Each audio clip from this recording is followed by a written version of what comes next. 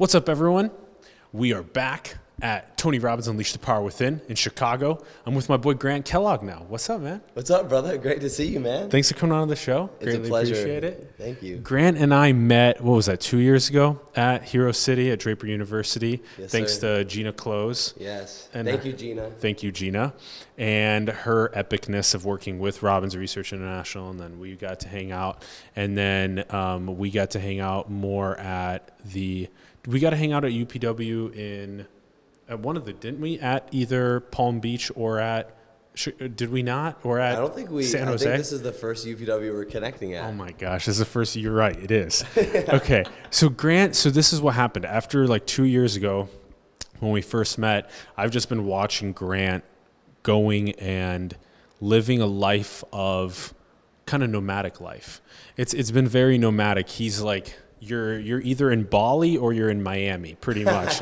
Yeah, like that's what, like those are like the cities. Yeah. And this is going to be an episode kind of on like what it's like to be this kind of like digital nomad of today's day. And I want to pluck your brain. I want you to teach other people about kind of what that's been like, because are you learning a lot about like the Bali people, Balinese, is that what they're? Balinese, yeah. Balinese people and their culture, art, history, music, language, food, all this stuff. But you're also learning what it's like to be an entrepreneur and build up a client base, and you're building wireframes for apps for different companies, and you're doing word of mouth, and you're using Sketch as a design tool and stuff. So let's unpack this. So you're Minnetonkan, right? From Minnetonka. Yeah, I'm Minnetonkan. I like that. Yeah, repping from Minnetonka, Minnesota. I love where I'm from. Jennifer Hudson tonight was performing, here at UPW, and she was saying like she lives in Chicago. There's no place like home, and for me, I'm a proud Minnesotan, and our sports teams are turning it around right now. So it's a great time to be from Minnesota. Our boy Grant's from Minnesota, and as you guys know, I was in Minnesota for like 2.5 years as well, from 17 to 19, so we definitely got some vibes there. So what was this kind of moment for you where you figured out that you wanted to embark on going and seeing other places in the world and living there and challenging yourself with that? I've always been very open-minded. And in my house as a kid, we had this little spinny globe. And almost like every night growing up, I would go and spin it. And I just put my finger on a different country or a different city or a village. And I would just dream and visualize of going to all of these magical places. And then getting myself going to Draper University and being only one of the few American entrepreneurs in this superhero, university in Silicon Valley. It really opened my mind and my heart to other cultures and languages and ways to live and ways to eat and ways to read and ways to talk and ways to think and ways to love. And it just really inspired me. And I wanted to go and see what life was like in other people's shoes and plates and cars and everything like that. So you said something really important there, which is that your mind was expanded to all these new cultures and ways to live. But we're human across the planet, but we do human in slightly different ways. We do the air and the food and the water and the shelter thing very similarly, but we do the love and the art and the music and the language and that stuff very differently. And so it was interesting that being in the Draper ecosystem, you were able to see that. And then most people are usually starting companies as they leave. You chose to, start your own as well, but you didn't like go and get funding and stay in Silicon Valley and build a team. You decided to go to, where did you go first? And how did you know that you were going to be using like design tools like Sketch to help people build their apps and what they're developing? How did you kind of like piece all those things together? That's a great question. I've been very nomadic for the last 2-3 years. First, I started traveling around the States, road tripping. During the time, a lot of my friends from high school and things like that were still in college, so I'd go and crash at their colleges. But this last winter, I came to a breaking point where I said, I need to expand and I need to see new things. And I'm ready for a breakthrough. I'm ready for change. And so I started and I just booked a ticket to London, and a year later I never looked back and found myself flying back to America from Bali. And So first was London. So this is 2015. no, this is just this last summer. Oh, so in 2015, 16, 17, you're doing the U.S. Yep. driving. Draper was 2016 for you. Okay. 2016, So yeah. okay, so Draper was 2016, then 2017 was a lot of this U.S. exploration, nomadic, and then you bought a ticket at the end of that year. Exactly. So it's been like 9 months now, ish. Yeah, ish, roughly. Okay, so now these last couple of months that you've been doing this. So okay, so you went to London, and then from London you stayed there for a while. Yeah, I when I started traveling, I was so travel happy that I started 1 week I went to London, the next week I went to Paris, then I went to Amsterdam, then I find myself in Barcelona, and a terrorist attack happened, and everything came into perspective. My life was almost taken. The terrorist attack happened right outside of my hotel room, and many young kids and people lost their life that day. And Damn, can we talk about this? Please. Okay. So, whoa. Whoa was right. Yeah. Whoa was right. Whoa. It really opened me up. And so what was the attack? What happened? So a person took his car and ran it into people on the sidewalks, which is something that goes on in Europe. And was this based on religion, or was this based on hate of other sort? Do we know? They said the attack was related with ISIS. Okay, so potentially Islamic terrorism. Yep. And then that's what they said, that the attack was related to that. And was there like a dozen people killed or injured? There was about 18 people that lost their life that day. 18 lost their life that day. Wow. It was about I believe it's 18, but it's something in Barcelona. This is your hotel that you're staying at is on the same street. Yep, exactly. You could have been on the street.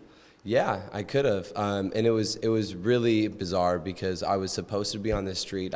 Right before the attack, I went and got an acai bowl, and I met this amazing woman that owned this acai bowl place, and we were having a very long, intimate. By the way, acai bowls are Grant's favorite. My bad. Just a little bit of humor and chillage in Yeah. this crazy story, but Grant fucking loves his acai bowls. Yeah, if you want to connect with me, let's go get a smoothie bowl or acai bowl. I would love that. But my love for acai bowls started when that bowl changed my life, because I went into that shop and I was supposed to go back to Las Ramblas, the big tourist area in Barcelona, right by Barceloneta Beach. Shout out to Spain. I love you, Spain. Amazing country. Shout out to Spain. I've been there too. I'm very grateful to have been to Spain. I love that place. It's magical. Yeah, it is. Yeah, and so this amazing woman, she guided me to go to the beach when I was going to go check out all these, tourist streets and everything, and ended up at the beach and everyone's screaming and crying. And I speak a little bit of Spanish. I mean, I understand, yeah. un poquito, sí, but not enough to when people are frantic and that type of vocabulary of the context of things that were happening. And I also didn't have a SIM card, so people were contacting me, and I wasn't able to get back to anyone, unfortunately. All of a sudden I found out what happened, and there was so much uncertainty with... And you were in your hotel room? No, I was on the beach. You were on the beach? I was on the beach. But it was on the street of where your hotel is? Exactly, less than a mile away. Less than a mile away, damn. Yep. Holy cow, yeah, that's crazy. And so that also pressed like a kind of a... wasn't a reset button, it was more like a perspective shift button for you, because, and for me too, if I'm there less than a mile away and I'm trying to be a nomad and enjoying another place in the world, and all of a sudden there's Europe, which has been known for a couple of these attacks related to religion, that definitely messes with your perspective. It's like, damn, am I safe? Mm-hmm. Is my life safe? Yeah, and it's a crazy, crazy, crazy feeling, having your life be at risk like that.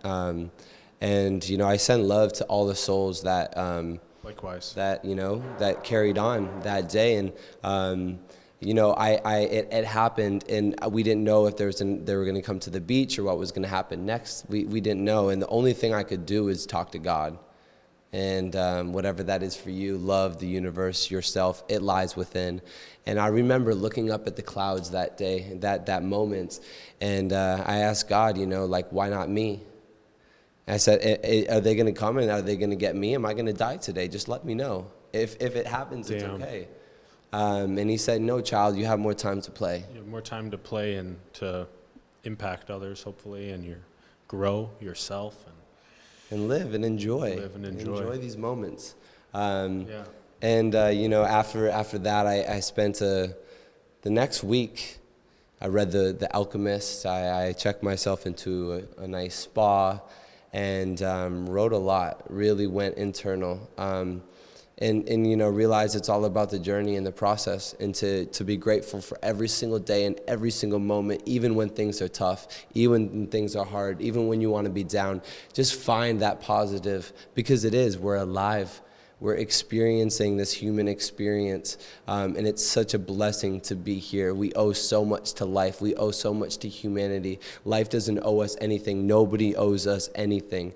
This is such a privilege to be able to even speak on your channel, on your show, and to be alive today. It's a privilege that people built this equipment that enables us to do this, and built the internet infrastructure and all this other stuff that we just are a bunch of black boxes to us in terms of how they work. And that we're both alive on this rock that randomly evolved in the cosmos. We're very grateful. Yeah. Grant, you're very, very interesting. So we go from Spain then, a lot of internal time. A lot of internal time, and then you're starting you're continuing your business at the same time. Yep. Okay, so. Now this is no incorporation or anything. This is just independent contracting. Yep. Right. Yep. So people are sending you couple thousand bucks. You're sending them back assets that they need in order to build out their apps or designs that they need. Right on. And then is that kind of taken off right around this time? Word of mouth spreading. Yeah, it definitely was. But after this experience, I took a little bit of time off, and that was okay. And coming from Silicon Valley, which is go, which is great. Let's create for this world. Yeah. But I realized it's okay to shout out Tim Ferriss. Do the 4-hour work week, or take a day off, or go on vacation, or go visit your grandma, or work your ass off. Whatever is whatever your heart feels. Follow that internal light, that divine message from above, and channel that and run with that. And so after I went through that another level of a spiritual awakening, which I'm coming to awareness that the spiritual awakenings never end. Once I was able to get back into my feet, thanks to some amazing friends that hosted me in Italy, in Florence, Italy. Shout out to my brother Andrea. There I was able to get back into my craft and to start working with entrepreneurs again. It was amazing. It was amazing. Yeah. And so then from Spain to Italy, getting back in the craft, it's good you took some time inward. And then from Italy, was it to Bali? From Italy, I went to Greece, and I connected with my my uncle that I haven't seen. I connected with my second grandma. She's not blood, but she's like my grandmother. They're in Monastraki in Athens, and they showed me around Greece for about four or 5 weeks. It was amazing. It's one of my favorite countries in the world now. Awesome. I went on a writer's retreat there with my great friend Electra Mustaine. I went into Santorini, drove ATVs around there, did my work in Athens, ate a lot of Greek salads and tzatziki and gyros, and man, Greek food is amazing. How's this? As you're going and traveling from London to Spain to Greece, Italy, were you staying with friends? Is it because how does one do the nomadic thing when you don't have friends in those locations? Do you, when you land, are you trying to go to meetups and events and then be like, hey, like I don't know anyone, I'm trying to make friends, and then like if you're a good person, then maybe people will invite you to let you crash on their couch, that kind of stuff. Totally. I think it's all about building a tribe. And for me, it's my love for traveling. I've found how important it is to build an international tribe. Totally. And I've been so grateful to be able to go to Draper University and be part of the Tony Robbins crew environment, which is a global network. Definitely. And when I am moving around through this existence, I'm conscious of connecting with people all around the world so that I can learn from them and I can share and take bits and pieces from every single different person, because every person I meet is my teacher. Likewise, yeah. Yeah. And then it's really important to also actually get their contact info. A lot of people will just engage with somebody for whatever, 10, 20 minutes, and then you won't get their contact info, but then you'll never be able to say hi to them when you visit Turkey or when you visit South Africa, wherever they're from. So, Yep. yeah, you got to get their contact info and then be able to reach out and feel totally free and not anxious when you're in that process. Most definitely. And I mean, of course, with the social media platforms that we have today, it's really easy to connect with people. I mean, you could go to Madrid and go on Madrid, Spain on Instagram, the location, and just start liking pictures, and maybe somebody will connect with you that way. But the best, the best connection is just going out there into the meetup, into the yoga studio, into the beach, and just letting people know, hey, I'm new, hey, show me around.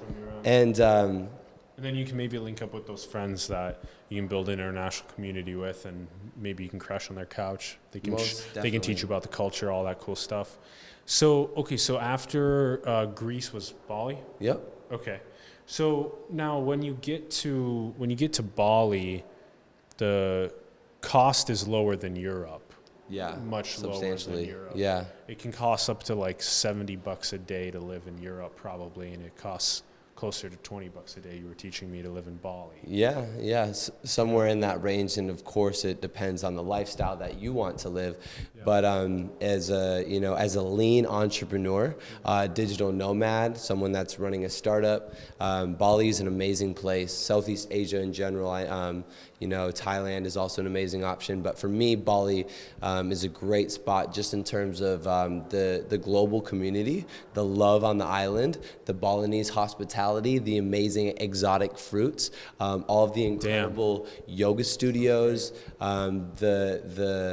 just the energy on the island, the gratitude on the island, the karma on the island, the positive karma on the island.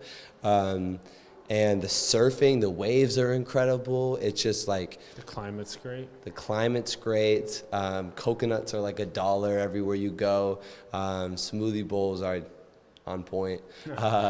It's just a phenomenal place to be able to like work on your business as also while discovering what maybe what business you want to start next or what you can implement in your business. I gotta ask this because I think a lot of people are very attached to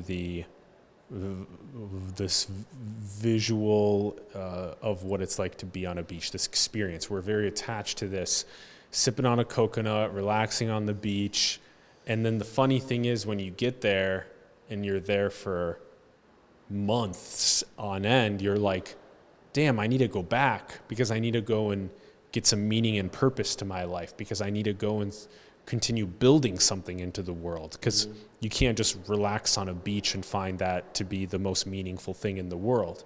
You gotta, not for every single person, I guess somebody could find ultimate meaning or purpose in doing that, but a majority of people find meaning or purpose in actually building something that impacts the world longer than themselves.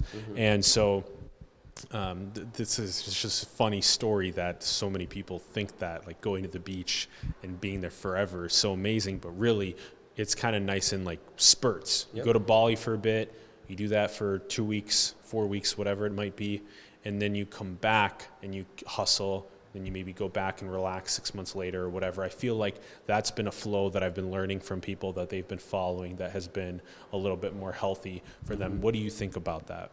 I think that can be great. And the digital nomad traveling the whole world constantly isn't for everyone. It's really hard. Some nights you'll wake up in a party hostel, and the next night you might wake up in a mansion in Italy. And that's just how life goes when you put yourself out there. You might cry because you're not in a stable home. For some people, they need a stable home, and totally, yeah, and that's what the digital nomad, you're bouncing around. You really have to learn how to ground yourself. Grounding foods to eat, like sweet potatoes and mashed potatoes and things that are warm and filling, blankets and jacuzzis, and just getting somewhere and meditating or practicing yoga, like really grounding in each and every way. Because when you're on the go, even if it's just in domestically, like you can just pop here, but let's be here now. Damn, that was actually really important. Didn't even think about how if you are doing digital nomad life, it's even more important to do grounding exercises. Mm-hmm.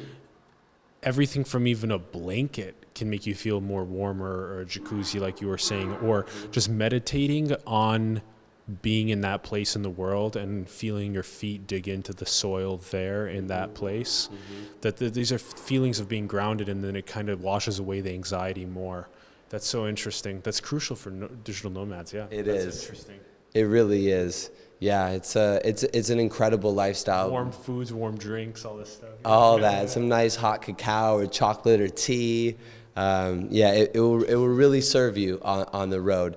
But for me, I make sure I pack different things like hemp seeds and chia seeds and macadamia nuts and almonds. We love macadamia nuts. Yes, and cacao and MCT oil and brain octane oil and B12. I eat plant-based, so you're traveling in different villages or different airports or countries and cultures, and they don't always have Whole Foods products. Vegan, gluten-free, plant-based. So it's you got to stay on the road, but also living the digital nomad lifestyle, you learn minimalism, because there's two things we got to unpack there. Okay, quick unpack. If you're plant-based, aren't there like amazing non-plant-based foods that you want to eat? Like, do you at least taste them? Different cultures? Yes, and so as a I've been plant-based for about 2 years now. And I have, I don't know, whatever you want to call it, a mistake or a mess up or whatever. I have eaten cheese, and I had red meat in Korea. I was in Seoul, South Korea, and growing up, I always heard about Korean barbecues. You gotta try the Korean BBQ. You gotta try the Korean BBQ. So I did, but I'm all about conscious eating and plant-based diet, and that is what I preach. But I also, think it's important to experience cultures the way they are. But the amazing thing about vegetables and plants is that you can take these flavors of cheeseburgers, of steaks, of chicken, of tuna, of salmon, of feta cheese, of mozzarella. The list goes on and on. You can make it plant-based. And you can make it plant-based. That's true. There's a lot of new companies that have emerged that I tried this plant-based feta cheese. It was fucking amazing. I've just tried so many plant-based meats now. I'm really digging them. Impossible Burger is really great. It's really good. I mentor at IndieBio, and it's the largest biotech accelerator in the world, and we're really close friends with them. And they have so many companies that are working on plant-based, and not even just plant-based, but on top of that, clean meat. So they're taking cells from fish, cells from cows, cells from pigs, cells from chicken, and growing it, which is actually really effective, because then you can take it into these massive, just like you brew beer, you can start brewing chicken and brewing cow. Wow. And it just makes it so much more effective, and it's very exciting in that sense. Okay, and then there was another thing that you mentioned after the food that I wanted to touch on. What was it? What else did you mention after the food when you were talking about Bali? I went in and went into chia seeds Yes. and hemp seeds. Yes. And then, You said something else that I thought was really important that I wanted to unpack. Keep going. Go on that train of thought, and it'll come back to me. Okay. Yeah, most definitely. But like we were, we were talking, the plant-based and digital nomad lifestyle, like it's not for everybody.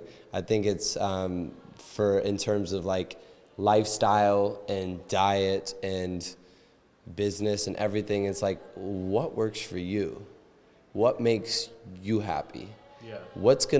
When you wake up in the morning, what's gonna be that driving force that you're gonna say, yes, I get to do this today. Yes, this is who I get to be. Yes, this is who I am. Yes, I'm proud that these are my values and these are the people that I'm around and this is what I'm working for and this is what I'm creating and this is the message that I'm sharing. And having that purpose and having it be fueled by passion. And I'm honored and completely so blessed that I've been able to pursue my passions, and it's a wonderful life. It's a wonderful life. Do you think there's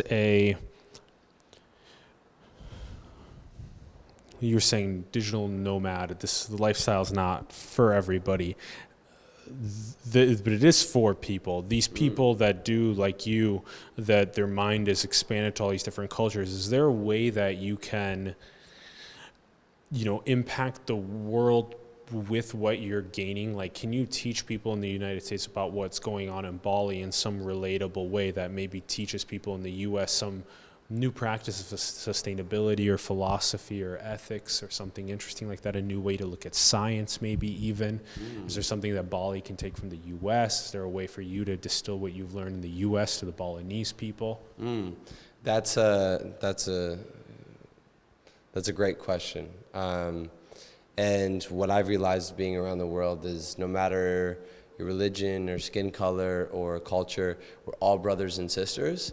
And we're all on the same planet right now. We all are here together. And sometimes, Bali or the Middle East or Africa or all these places can seem so far, but all you can do is hop on a flight and you're there. The planet is pretty small. Pretty small. It only takes 40 days to sail around the Earth. That's nothing. After the show, let's get it. Let's go sail around the Earth in 40 days. We got one more day at UPW, but after that, it's a small planet. Yeah. Most definitely. Yeah. But I think what we're waking up to as humans is sustainability. And people in America are becoming aware of it. People in Southeast Asia are becoming aware of it. Just plastic use. Plastic is a huge thing. In Bali, everyone uses bamboo straws. And biodegradable. Yeah, exactly. Bamboo is used for so many different things. You use bamboo plates. Yeah, exactly. So I think it's just, being resourceful, because when you're living on an island, you're really able to see, you're swimming in the ocean, you're surfing, you're able to see the plastic there. Being in a big North American continent, it can sometimes be hard to all the see. Garbage is going to the landfills, which is way out of your perception. Exactly. But when things are right there in front of you, it smacks you in the face and it wakes you up. So do you need to go to Bali or anywhere to be able to realize this? Not necessarily, but to answer your question, there are many ways to share these messages of what people are doing around the world to advance humanity and technology and spirituality and consciousness and sustainability and health and wealth and like I said, the list goes on and on. But we just have to share. We have to share what we've experienced and not hold things in. Just speak from the heart rather than from the head, just let it flow, and don't be afraid to just share what you know. Share what you know, guys. Just share what you know. Share what you know. You made it pretty clear that the whole we are one mentality. We always talk about the the importance of 7.5 billion people all being the brothers and sisters, and embodying that mentality and understanding that when we do focus on sharing and loving and caring for each other and for this planet together, that we will prosper better that way. A lot of the time, though, people come back and say that, well, what about geopolitical leadership? What about this really important understanding that if you're not the ones that are leading the world, then at any point somebody else can just come with a gun pointing at your head and say, give me all of your land, give me all your food, give me all your tools, give me everything. And then you're screwed because you're not the one that was a leader. Somebody else came and screwed you. And so it's like this whole process of meditation, spirituality, these cleansing processes that make you feel like you never want to grab a gun and go and threaten somebody with violence so that you can take from them, so that we can build technological systems that enable us to have food and water and clean energy and clean shelter and all these different things that give us these basic needs. And hopefully one day you having something like you wanting to go to the moon does not prevent me from going to the moon, and it costs so little that anybody can go to the moon anytime they want, and we have such abundance and energy that, I've been using these analogies to try and explain to people what a potential, everybody's so scared of the word utopia, and I'm not really scared of it. I actually strive to become a pinnacle of a civilization, what it could potentially be. And I think there's a good balance between private interests of like, our company needs to compete with this company in order to make the best thing so that we can make the most money and continue making the most research and development and impact, versus the like just sitting back and relaxing in Italy or Bali or wherever as well. It's a very complicated puzzle, but you can tell that there's been a lot of the we are one versus the geopolitical leadership conversations that we've had on the show.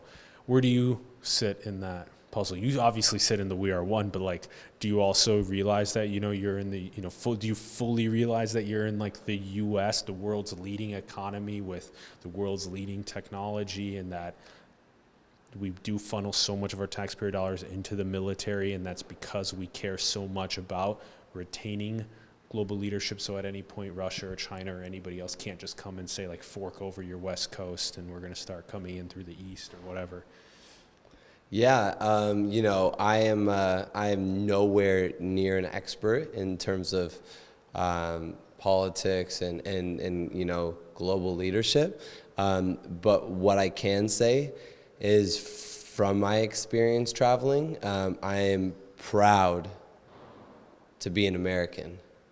And I am beyond grateful that I have an American passport. And I am beyond grateful that I am an American citizen. No matter where we stand today, I'm a proud American. Hell yeah. Yeah, hell yeah. It's Seriously. An amazing, Privilege. beautiful country that we live in. And we have it pretty damn good here. No matter what's going on, we have it pretty damn good. Yeah, we do. But not to speak down on any of the things that are happening. I think there are so many big problems that we do need to tackle. Totally. So I want to make. There are other beautiful places in the world that are doing great things as well. 100%. Yeah. Overall, this is a beautiful planet, and I see and I hope that more countries and more people and more cultures around the world can come together as one and see Likewise. each other's as brothers and sisters. And I want to see that too. And I want to see it done democratically, though. Yeah. I want to see it done without massive oppression and force and without stuff. music festivals and body paint and yoga and rap music and like yeah, on a political It's so funny. level, You can too. do all those things, right? You can have as many parties and yogic festivities as you'd like, and those things might actually drive people closer together. But war and weaponry and violence and greed and corruption will drive people apart. And we've had many conversations about that on the show. So. It's good that you are very grateful for being a United States citizen and knowing about, even though you do carry, I think a lot of people that classify themselves as liberals or people on the left of the political spectrum in the U.S. at least care a lot about the "we are one" mentality, but they sometimes don't carry the true blessing of what it is to be a United States citizen in this world as well. So I think combining those two things together like you have right now is very important. I think many of us actually that watch can say that, like, you're grateful to be a U.S. citizen, and you also think that it would be great if the world worked together moving forward. But also, continue to compete and innovate, but also work together moving forward. We're doing a pretty decent job. Okay, Grant, how about other crucial kind of takeaways? You've went from Bali, did you go to Miami, back to Bali? Is that kind of how it's been now? To Minneapolis, back, and then is that kind of? It's a bit of the loop, and I'm getting ready this fall again to start exploring more parts of the world. I'm not going to let you guys know where yet. Follow Grant on Instagram. You have to follow me on Instagram to stay up with. We'll have his link in the bio. It'll be there. Yeah. But just getting ready to explore more of the world and spread more love around the world. And you got a blog rolling? I don't have a blog. I would love to see a couple videos. Yeah, most definitely. You can take what you're already doing. Grant's Instagram stories are really good. You can just take those and just throw them into a YouTube video. You just need to throw them into Premiere, stitch them together, and then export that as a video to YouTube. And now you'll have a 2-minute, 3-minute video of your last week in wherever you are. And that's good. That way you can keep a log as well that's longer than Instagram. I've been helping people with this kind of shit for a while. So I love recommending that one to people, and people that take the advice on that one, they feel like it adds new shit to do to your list, and you're trying to like relax when you're abroad. I know, but at the same time it leaves a log, and that's really cool. And I think a lot of people will see it and get inspired by it as well. Definitely. And realize that, oh crap, like there's that interesting thing about Italy or about Bali or about wherever you are. Okay, so somewhere else is coming up in the fall. That's good. Now you guys know why I'm friends with you, is these brilliant ideas. But thank you for motivating me and inspiring me to push out even more content. And you can even start with basic. And I'm going to be launching some more drone aerial videos of all the beautiful places I go. And I just hope that you all explore the world. What they say at Draper: explore the world with gusto and enthusiasm. And fail and again until you succeed. And stay grateful, and stay you, and be true to yourself. It's so difficult to actually dig in to find that within oneself. Yeah. I think meditation has helped a lot with that process. Most definitely. And I think travel can help a lot with that as well. There is a tremendous amount of wisdom that comes from exploring the cultures of the planet. Is there another takeaway? Because you've been, maybe we talk just a quick bit about, the business as well. So it's been a lot of word of mouth. So you're making design assets for companies, and then you can ask them, hey, do you guys know 2 other people that you can recommend to come to me for design? And so that's a way that you can continue growing your business, your ecosystem in that sense. So just this idea that you can get work digitally, and then you can send the digital work back. It's just the gig economy. It's very interesting. So do you want to maybe speak on that and kind of where you're at with that now? And will you ever bring in another person to help you grow the business? Is that ever what it'll be like? Or are you capping the work so that you can, etc., be focused on your travels and blogging in that sense? Totally. So I right now the freelance work is something that is driving me to pursue yoga, meditation, and personal coaching, and so it's a tool, it's a resource for me to identify who I truly am and my purpose in the world. And with a laptop, with a cell phone, with the camera, with the microphone, you can start a blog, you can start a YouTube channel, you can do freelance work, you can do this and that. And it doesn't mean you need to do that for the rest of your life or even build a team to do it. But you can use these skills to design that life you want to live, or make that, $50,000 to then fund that into your channel or whatever it is.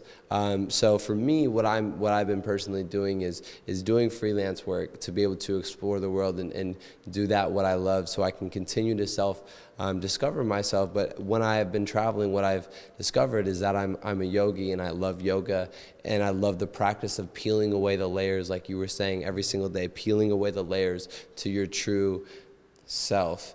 And that daily practice has helped me, expand and be grounded, and really love myself, and it gives me purpose. And so I've come to the realization that I want to share yoga and meditation and adventure and surfing through retreats and through immersive, epic experiences. And I had my first retreat in Bali in March, and it's crazy how designing apps started, and it brought me into hosting and holding space for people from all around the world to come and learn about themselves and eat amazing plant-based cuisine and chill on the beach or chill in the pool and go surfing and do yoga and hike volcanoes and sing songs and dance and eat chocolate and love themselves and love each other.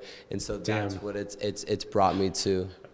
Yeah. The way you're talking about it is just so beautiful. It's just Thank you, brother. envisioning what it's like to be there with you. And is this a retreat center that you kind of partnered with for like short-term work of helping them out with running this? No, man. So I from Tim Draper, I learned, fail, but like fail fast.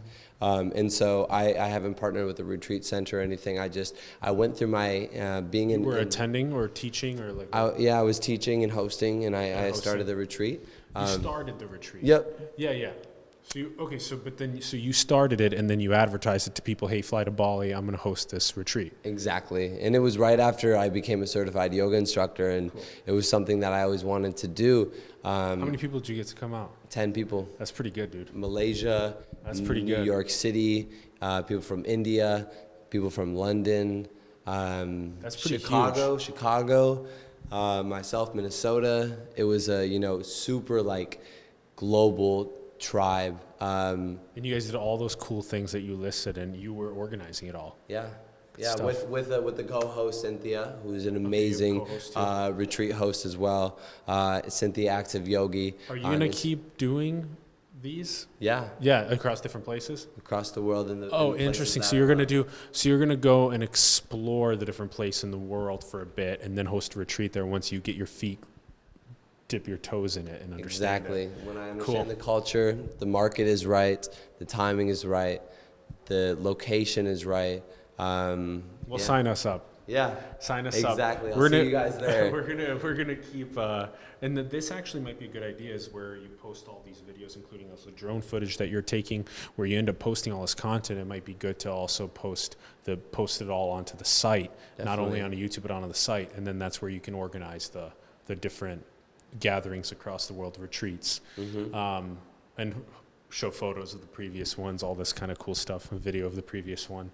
I like that. Most people, I don't think I've ever heard of a retreat center that's mobile yet. It's cool, yeah. So the retreat center, let's do it. Well, I guess Robbins does his retreats are mobile because he goes to different places in the world and then does his retreat there, which is interesting because you're kind of following a similar structure with that. And I love how Tony has gotten into hospitality with it as well, and real estate with owning, he has. properties in Fiji and having people come and stay at his retreat or at his resorts. And there's all these places around the world that I would love to have homes and real estate and assets and be able to bring people into these sacred spaces in beautiful, energetic places, vortexes of the world to come and transform and break through. And so that's the big Grand Kellogg vision. Yeah, I like that. Yeah, it's good vision. It is. Thank you. I think it'll be an amazing life. I'm glad we got to your vision, man. Yeah, we got there. Boom. Vision. Yes. Yeah. Good. Thank you I think that's for helping me bring it out.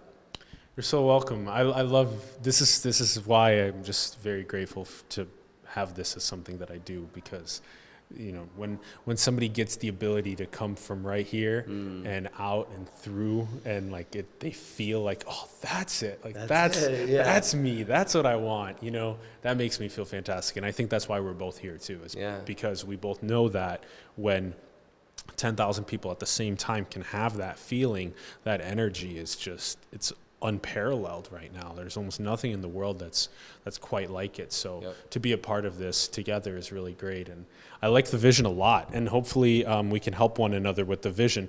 We'll be growing the media arm of what we're doing, showcasing all these brilliant scientists, entrepreneurs, technologists, educators, and then they'll need places to go to these vortexes of the world to do retreats. And we can maybe get some grant.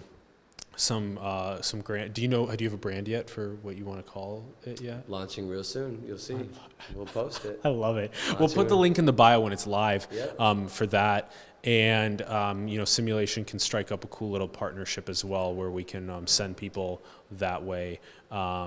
And so, as we grow, we'd love for you guys to funnel to these different vortexes and come on these retreats. So awesome. It sounds like that's a good strategy. That's a good, this has been really good. The digital nomad life is fascinating. There was a moment for you of, pulling the trigger, going, doing it, seeing that life can be cut short in different places in the world. So it's important to kind of be on our toes to make sure that life doesn't get cut short sometimes. And that you were able to pull together a business. You gain skill sets that were able to run a sustainable business while at the same time exploring yourself through yoga, meditation, acai bowls across the world. And that's been your digital nomadic life. And now you're onward you did your first retreat, and you're going to be doing more soon with this new brand that we'll link and bio it up. Any other thoughts on the way out, Grant? Just go for it. Just jump. Go for it. Imagine yourself on the last day of your life and look back into this present moment. What would you wish you would have done? And whatever that is, just go do it right now. Exit out of the video right now. Thank you for tuning in, but go do it. There's really no time to waste. The only moments that we have is exactly right now. The past is only a memory. The future, it's coming, but the future is now. Let's create it. So it's been a pleasure being on this show, and I hope that there's been some value for you guys, and I appreciate you. This mastermind brain picking session has been really fun, and it's helped me, clear my mind and get my thoughts out and be able to come from a heart place. So I really appreciate it, and hope that I can come on the show again. So much love, brother. Much love, brother. I love this guy. This is a good guy. Love you, Grant.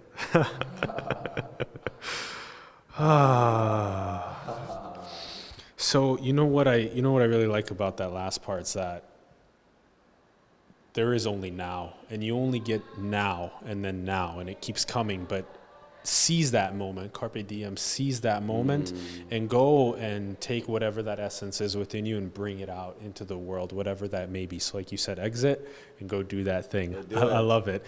Awesome. This has been a pleasure, Grant. We got Grant's links in the bios. If you guys had a good time, definitely go follow Grant. Go and share some of this cool digital nomadic wisdom with other people. Go tell 2 people about it. Have them tell 2 people. Let's go share it out. Comment below with your thoughts. Subscribe. Join us. Also, join us on Patreon. We're trying to sustain this and continue growing and impacting more people. So do join us on Patreon. And we'll be coming at you soon with a couple more interviews in the Chattown area. So much love. Much love. Namaste. Namaste.